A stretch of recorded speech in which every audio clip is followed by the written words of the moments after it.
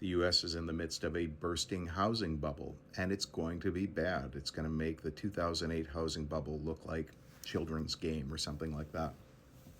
And you can see most of the evidence of it here right on TikTok, but it's not really being discussed, it seems, in the mainstream media to the extent that it should be. So, first of all, you can start with Airbnbs. There's all of these people who own Airbnbs, and they're trying to figure out why nobody's renting their Airbnb. And the discussion here on TikTok is, well, nobody's coming for our Airbnbs. Is it because of security, that they're freaked out about security and being spied upon? Some people are postulating that taking out the garbage is the main reason. People don't want to rent an Airbnb because they don't want to have to clean up after the fact, or they don't like the prices, or they look at the convenience of hotels. Well, hotels are also not getting a lot of customers right now. And the reason for that is because nobody wants to come to the U.S. The U.S. relies on a lot of tourism. Take a look at other countries in the world and tourism to those countries.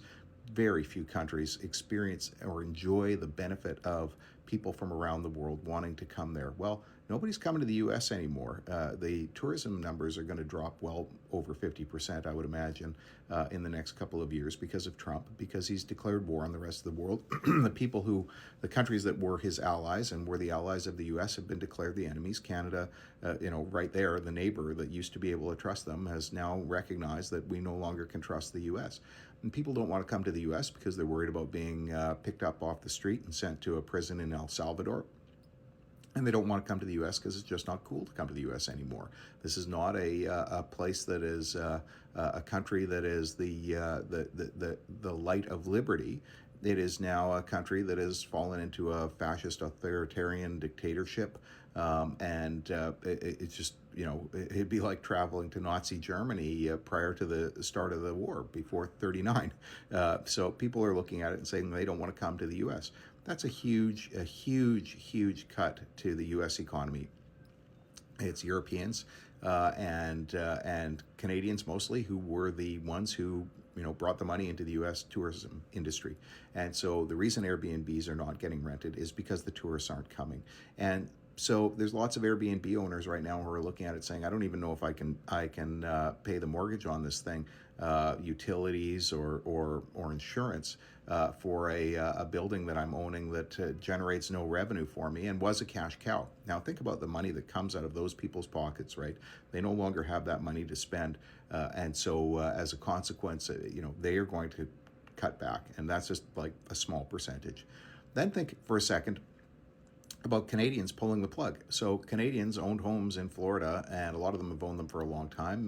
Some of them might be selling at a loss, but a lot of them have owned it for so long that they can afford to list it for a long time. Florida, Arizona, Texas, these are places where Canadian snowbirds used to come regularly. Every year people would think to themselves, I don't want to stay in Ontario for the winter when I'm 67 years old or 72 years old or what have you.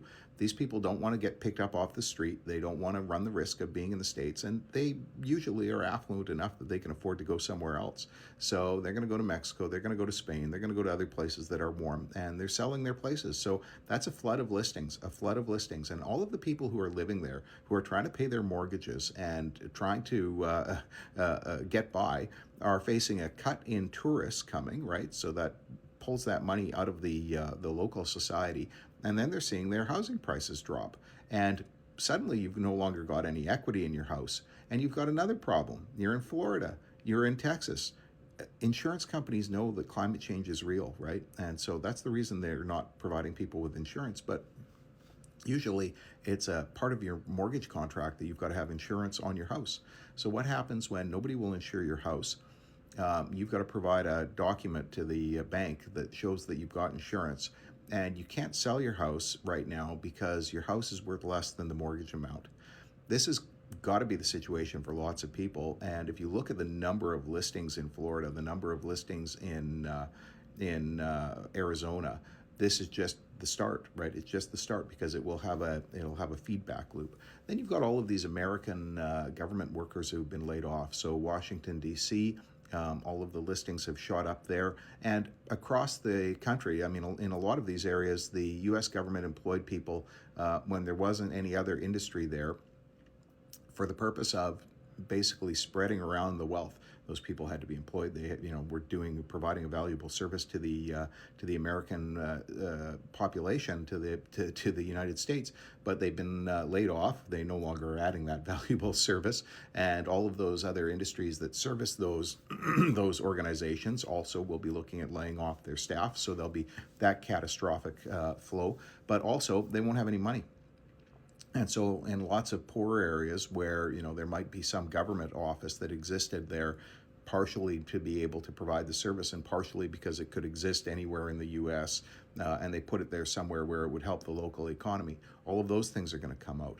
So that is going to reduce demand for any houses, right? It's going to cut demand, and it's going to just lead to people not having the money to buy new houses and selling the houses they've got because they need the money. They've been laid off. They're going to be looking at reducing their lifestyle, and some people are going to end up homeless, and some people are going to end up in living in apartments, and some people are going to end up moving in with other family members. So you've got this catastrophic sort of unfolding of it. And Texas and Florida right now are ground zero. Florida certainly is ground zero. But think about the loss of revenue for the local governments, like the local, and I mean state governments. Like Florida is going to lose so much revenue from losing all of these tourists. People do not want to come to the States right now. And of course, we're boycotting the U.S.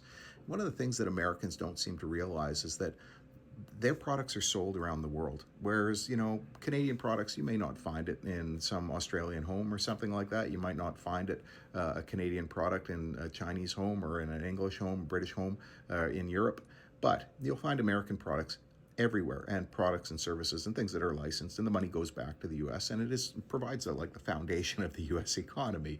And most Americans, because they don't travel, don't realize that. And when they do travel, they're like, oh, they see their own products there in part of the economy somewhere else, and they think that that's just the natural state of things. It's not. And of course, the world is boycotting the U.S. So that money flowing back to the U.S. from the global economy is, of course, going to hit the U.S. and it's going to start this cascading. It has already started, this cascading effect, where the U.S. economy is going to shrink, and it's going to be harder and harder for state governments to pay their debt and to provide services, which is going to make the neighborhoods much less attractive, and it's going to make it much harder to sell your home. So, what we had in 2008 was there was a general overall strong economy. The U.S. government was bringing in money, good tax revenue for a long time. They could afford to bail out the banks. Will they be able to afford to bail out the banks, or will they even think about doing it? They probably won't even do it because they're ideologically opposed to it. But will they be in a position, or would they bail out the banks in circumstances as we watch the contraction of the U.S. economy as it shrinks, their tax revenue base shrinks? Remember, like, they already have to borrow huge, ridiculous sums of money to service their debt. How do you service your debt, if you can't borrow anymore because nobody wants to lend you any money, and your tax base is shrinking and you've got less money coming in? So right now, if you are looking at your home and you're potentially underwater in the U.S., you've got to be looking at it and worried. But I would imagine that U.S. houses are going to take a 40% cut over the next couple of years, and this will last because this is lasting damage that's being caused by the Trump administration when they formed NAFTA and the USMCA. It was because they wanted cheap goods from our countries in order to make their products cheaper so they could compete on the international market. Now they don't seem to want to sell on the international market. Nobody wants to buy the products anymore because we've been declared as enemies, despite the fact that we've been, long-standing solid allies. Nobody's buying F-35s anymore, right? And so Lockheed Martin is starting to panic. That's going to kick the crap out of the housing market in those areas where those products are manufactured for export. This will be grim, and it's going to be much worse than 2008. If you experienced 2008 and you forgot about it, you're going to get a very painful reminder of how bad it is when an economy starts to collapse and the biggest asset people have, their house, loses a massive amount of its value and becomes something that you can't sell. It's not liquid, and you can't get out of it, and you're trapped.